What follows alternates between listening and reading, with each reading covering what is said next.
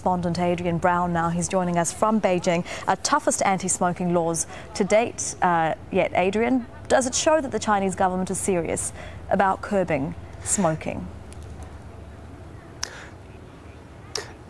Elizabeth, I think it does. I mean, in the past, as you point out, this has been something of a smoker's paradise, but the banners behind me draped over the iconic Bird's Nest Stadium here in Beijing illustrate clearly that those days are now very much in the past. Now, the laws, these anti-smoking laws that have been introduced, are amongst the toughest ever introduced in China, and it comes about really as a result of pressure from a number of groups, including the World Health Organization. I'm joined now by Dr. Angela Pratt from the WHO. Do you firstly think that the government really is serious this time, because previous attempts to prevent, smoking in public places have basically failed? Yes, I do think that the government is serious this time. You pointed to the signs on the bird's nest behind us as an illustration of that, but more importantly, this new law in Beijing is a very tough law. It's the strongest law that we have seen in China, and in fact it's one of the toughest tobacco control laws in this part of the world, in the Asia-Pacific region.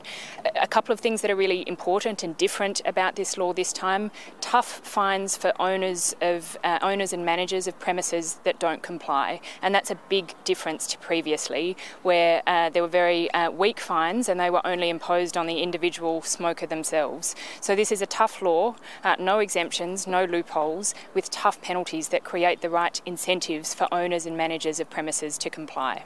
Why do you think the leadership, namely the president of China, Xi Jinping, has got behind this campaign?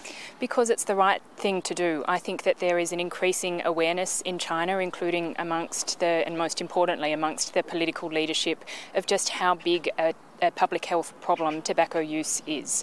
300 million smokers in China, around 4 million of those here in Beijing. Those are very big numbers which take a very big toll on the health system.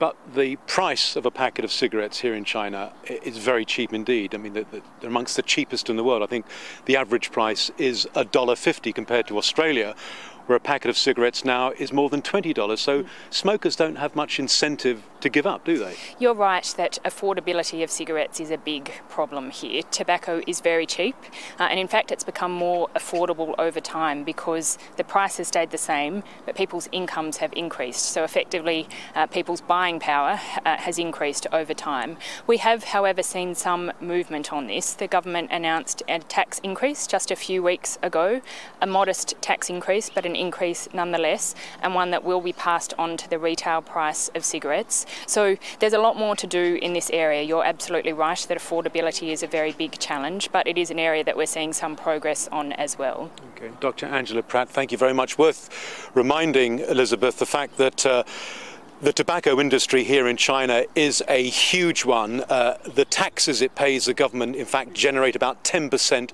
of all government revenue. So it's a reminder that the government cannot squeeze the tobacco industry too hard. Elizabeth. Adrian, thank you very much for that. That's our China correspondent Adrian Brown joining us live from Beijing there.